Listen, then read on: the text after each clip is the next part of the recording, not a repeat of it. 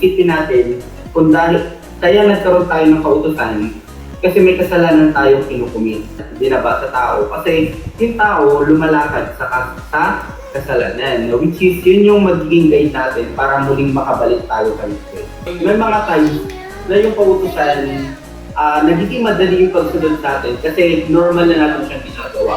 But what if yung kautusan is hindi natin normal na ginagawa? Doon pumapasok yung nahihirapan tayo sumunod, no? Nahihirapan tayong i-obey yung instruction. But then again, kinakailangan natin maunawaan sa bawat isa na walang puwang yung pag-disobey pagdating kay Yahweh. So, pagbibigay ng tiwala, pananampalataya kay Yahweh upang makita natin kung ano yung mabuti na nais ni Yahweh makuha ng bawat isa. Unang utos na may pangako sa mga kabataan.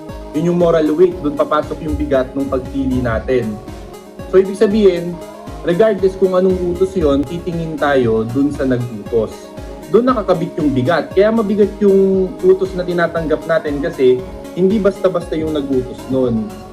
Yung lumikha sa atin, yung makapangyarihan, si Yahweh yung nag-utos nun, kaya talagang may bigat yon na dapat natin sinusunod.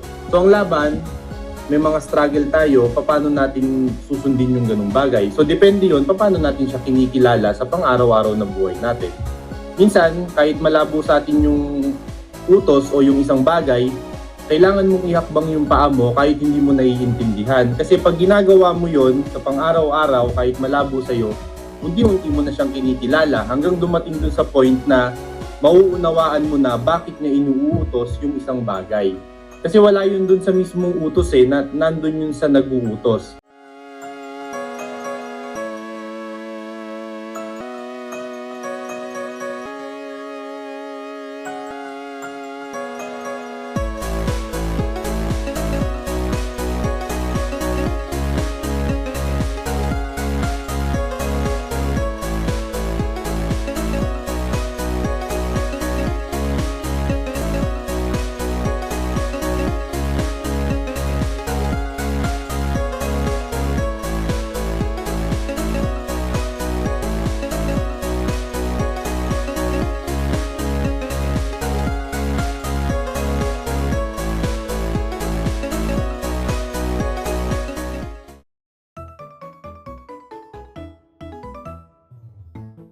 Pagkat ang utos ay ilaw, ang turo ay tanglaw, at daan ng buhay itong mga saway.